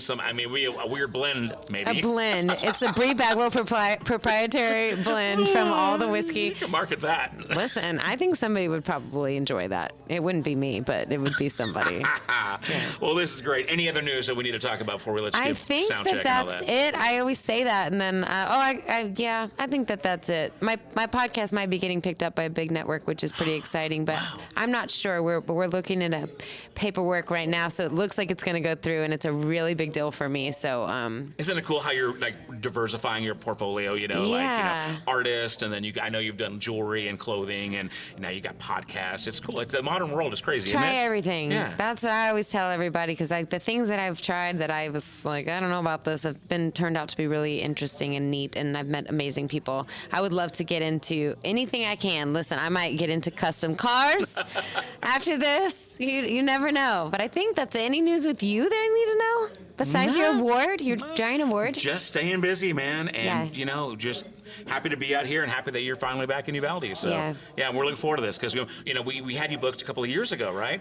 And then we had a terrible thing happen, which the festival got canceled. But, and we were all so excited that you were going to be here. So it's just great to finally bring this to fruition and have Bri Bagwell back in Uvalde. Well, thank you. And everyone's been so nice. The staff has been incredible. So they've been really hospitable. Thank you. Well, once again, congratulations on your new home that you're building. Thank you. And congratulations on Paul and not breaking up. Congratulations on Whiskey and her fame. Yeah. And of course, your awards at the Texas Regional Radio Music Awards. Thank you very much. Always deserved. And let's go ahead and get the song, the one we were talking about earlier, The Rescue. Give us a quick rundown for those who it's new to. Yeah, so I wrote the song about my dog, finding her in the middle of the road 5 years ago. And what we did with this song, we ended up having fans submit pictures of their rescues of any animal. And then we did a live stream and we raised almost $6,000 for 2 local shelters. That's awesome. So it's ended up being a really sweet thing. People are really latching on to it, using it on their Instagram, on their TikToks and stuff. And so it's been fun to watch it. But it's about her saving me, because it's the saying's who rescued who. But with her, I know she rescued me, because I was in a not so good relationship when I found her, and she helped me get out of that relationship. Pets do an amazing thing. I've got a cat at home, Rock, who's featured in your video, and you can see my cats in there too. There's not that many cats, so it'll be easy to pick out. There was a donkey though too. But as especially as I've gotten older and I'm about to be what is it called, an empty nester. My daughter's graduating high school this year. Like that cat becomes more and more important to me in my life, and I've never been like a super sentimental pet owner. I mean, I'm a good pet owner, you know what I mean? But like as I get older, I'm like I really understand like that relationship and value it. So your song and video really, I mean, they mean a lot more to me now than they probably would have even 5-10 years ago. So thank you for writing it. And I think people need to be able to reflect that, and people should. I think a lot of times animal lovers or activists tend to be preachy and not focus on the beauty and the love and the relationship, more about scolding us for not doing this or, leashes and this and that. Whereas this song really makes you go, you know what? I love these animals. I love this little being, so and it's kind of like we have parallel stories. It's like, why I wish you could tell me why you hate the sound of a slamming door. Like if someone, like you were kicked to the curb and left behind, like we're kind of similar in that way. Like we find parallels in our pets. And I do have to say I wrote it with my friend Helene Cronin, because I wouldn't have been able to write this song by myself, because I would start crying every time I tried. But she's one of my favorite songwriters, and so she really helped me a lot on this one. So well, it is a beautiful one. We're going to go out and play it. And thank you again for talking to spend time with us. Once again, Bri Bagwell. Live. Thank you so much. Here at the Uvalde Honey Festival tonight, 7:30 to 9. Free show. Come out and see it. And this is The Rescue, Bri Bagwell on UvaldeRadio.net. Liquor and guns and UvaldeRadio.net. It's a Uvalde thing. It's UvaldeRadio.net once again coming at you live from Uvalde Honey Festival 2024. We're at Uvalde. My voice just squeaked a little bit. We're at Uvalde Cabinetry. I've been doing this all morning. Uvalde Cabinetry, 301 at North Getty Street. We're here for the Cubbage Classic Car Show, which is part of the Uvalde Honey Festival. So there's at least a couple of dozen, if not 30 or so, classic cars on display. We've got the plaza full of vendors, lots of cool shopping, food trucks, and live music on the big main stage out in the downtown plaza as well, where again we have Bri Bagwell headlining tonight, 7:30 to 9 o'clock. It was a pleasure catching up with Bri again, and y'all be sure and support what she's got going on. Check out the live show. But she brought along a friend this time around, so performing right before Bri, I believe at 5:45, we've got the Isaac Jacob Band, and it's Isaac Jacob. What's going on, buddy? What's up, brother? Welcome, man. First time on the air. I don't know anything about you except that Bri's a big fan. So I'm a big fan of hers too. You're gonna have to fill in the rest of the blanks, man. First of all, you are a cool looking dude. You're rugged and you're built and you got cool tattoos. So thanks, I like seeing that, man. A little rock and roll there. I appreciate it. So Isaac, where are you from, man? I'm originally from Falfurrias, Texas. Wow. Okay, I've never heard of that. Really? Where is that? You ever heard of Falfurrias butter? It's in all it used to. So at one point in time, we had the biggest population of Jersey cows in the entire world in the early 1900s. It was they make good butter, huh? It was a big dairy town. Yes. Unfortunately, it's not made there anymore, but they kept the name. But that's where I'm from. It's down South Texas, like heading towards McAllen, Edinburgh area. Very cool. So and that happens, man. It's interesting how like the things that cities are known for change. Like we're having the Uvalde Honey Festival here. In way back in the day. Uvalde won Best Honey at the World's Fair, which is how this happens. But because of migratory patterns or weather or whatnot, there's just not the bee population there used to be in town. So we produce a lot less honey, to be perfectly honest, TBH. But still traditionally, we put on this honey festival. Traditions are huge, man. I wish, we're trying to get FAO had a big watermelon festival back in the day, so they're trying to bring that back. But it's cool to see the traditions kind of picking their head back up. But. So it's cool to speak to somebody that's based out of South Texas, yes, sir, making Texas country music and whatnot. So how does that regional influence your music? Well, I grew up like listening to a lot of 90s country music. My mom loved Tracy Lawrence and Clint Black, and then she also loved like Emilio Navarra and Intocable and stuff like that. So it's a big mixing pot.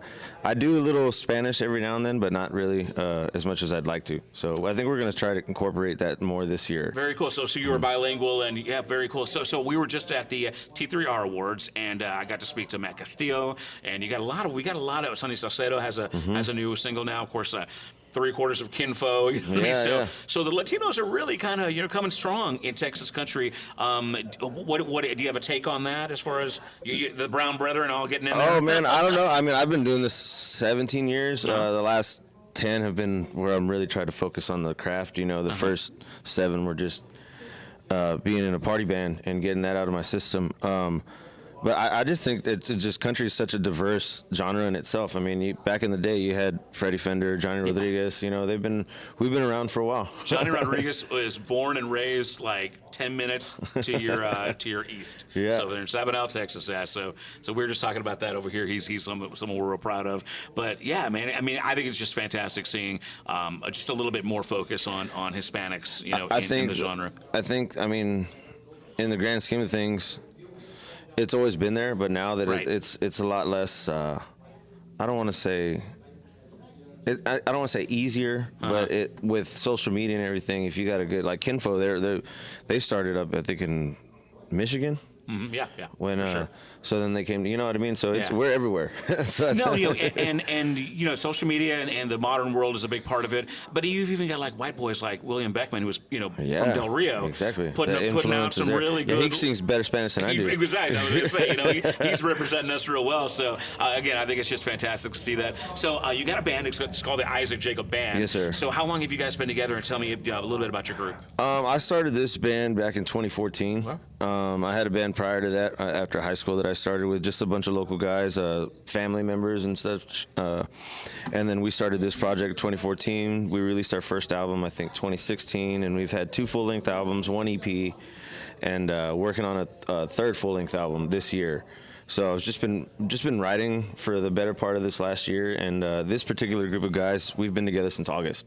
So it's been interchanging. I've had guys. My drummer last year, he went to Charlie Robeson, rest in peace. Wow. So and then I've had a few guys, go to different bands, which it's in this line of work, it happens. So you just got to roll with the punches. And I've been fortunate enough to find this group. They found me. They text me a week after my guys left. Hey, we're looking for something to work on. So I said, well, come on. But that's a testament to a great band and a good group. Whenever they go on to kind of bigger, and better. Yes, 100%. And I've never held that against any of my guys. And that's I still have nothing but love for those dudes. So you've got a new single now called "Better on You." Is that the newest one? That was actually the last song that we've had. Brand new one. Huh? Well, we're working on it. Okay. We just finished it in the studio. Actually, we covered a Daryl Singletary song called "Spilled Whiskey." So we just finished doing the mixing on that. We just got to get it to mastering, and then I believe we're going to be releasing that in the next month or so. Very cool. So. Well, let's talk about the band. You mentioned you got the group. Do you guys write together, or do you source your material from like Nashville writers, Texas country writers, or are you guys more of like a group that kind of cranks out we your own have stuff? yet to write together as a band. I do most of my writing. Most of the writing by myself. If not, I have a few people that I love co-writing with. That's why it's called the Isaac Jacob Band. Well, we were just what's straight to the point. Looking back, I probably would have done something different. But I write with my friend Kelly Kenning down. He lives in Alice, Texas. Okay. He was a big inspiration. I know where Alice is. Yeah. Jason Allen is another person I write well with. Been trying to get together with Bri and to get some songs down, but I'm not opposed to writing with anybody. But this particular band, we have yet to do it. So we're just time. That's all it is. Yeah, totally. Because with the time we spend together, we're usually on the road, and it's to a gig, after the gig, home, and then it's. I told them we got to put it in the calendar. Just like we have a gig, you got to put it in the calendar. Well, the guys are here. I'm sure they're getting ready for the show right now. Give them a shout out. Tell me their names and what they do. Yes, sir. My bass player's name is Al Herrera. He's a big driving factor in pushing these guys to do better and pushing me to do better. My lead guitar player's name is Alex Stone. He's from Houston. And then my drummer / sound guy is Mr. Ryan Schumann. And every now and then we have Phil Medina, who used to play with Bri. If he has time, he'll come and hang out with us. Cool. So good network of guys. Well, and you're here, you're friends with Bri. Tell me the relationship. How did you build a relationship with Bri Bagwell here? I mean, how can you not build a relationship with Bri Bagwell? With South Texas Ice House, maybe? I don't know. Back in the day, we've known each other, I don't know, at least 10 years, right? Mutual friends. She said whiskey, so there's a drinking story there. There's always a drinking story with me and Bri. Remember that time on the cruise, and I said, "You want to see a comedy show? Watch me walk to my room." Oh, yeah. I don't remember saying that, but Bri did. I was like, "That's pretty good. Way to go, drunk me." awesome. That is excellent, man. So as far as a live show tonight here at the Honey Festival, I know you got to get going here soon to get the sound check wrapped up. But what can we expect for the live performance of Isaac Jacob Band? So it'll probably be a mix of covers. We do a lot of classic country covers. We'll have some Merle Haggard in there, and then we have songs that I've written and songs I wish I've written. But that's it. You'll hear stuff that you probably heard before. So probably some deep cuts from an album that like a Merle. We do a Merle song that was never really like a single or anything, but it's one of our favorite songs to play. We open up with it, so. Very cool. Yeah. And I guess final question: we're in spring, heading into summer. You guys got any big plans for shows, tours? What's on the horizon for you guys? Yes, sir. Tomorrow I'll be in Orange Grove at the Post OG, and then we got a couple gigs next week. I'll be in Fredericksburg, following week in Spring Branch, and then the last week of April, Bri and I and the Wilder Blue and Corey Morrow, Gary P. Nunn. It's gonna be. We'll be on the Texas Country Music Cruise for 7 days. Wow, man. So that's cool. And then coming into May, we're pretty much booked out every weekend, and then trying to get into the studio in June to start working on a third full-length album. Fantastic, man. Well, I'm real excited to meet you, man. Yes, and sir. glad It's to a have pleasure to you, meet you. Yeah, and it's cool to see some Latinos giving us some of that Latino flavor, up on the big stage, to open up for the white girl. who does a mean Selena, by the way. So we're going to give credit where credit is due. Circle.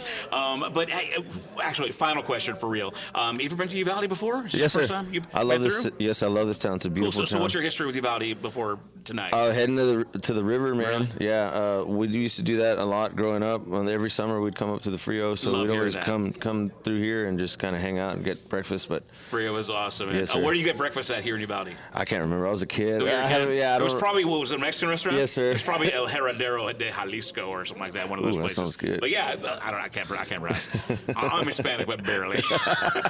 So, well, man, it's been a pleasure meeting you, man. Yes, Again, Isaac Jacob from the Isaac Jacob Band. Thank you, sir. Appreciate you. Thank you, brother. Set time for 5:45. 5:45. 5:45 on the main stage, right before Bri Bagwell. hour. This song is called "Better on You." Give me a quick little rundown of what the song is about. So basically, this song is just about your loved one or significant other wearing a T-shirt of yours that it just looks better on them than it does on you. Check it out. Yeah. Isaac Jacob Band. This is UvaldeRadio.net.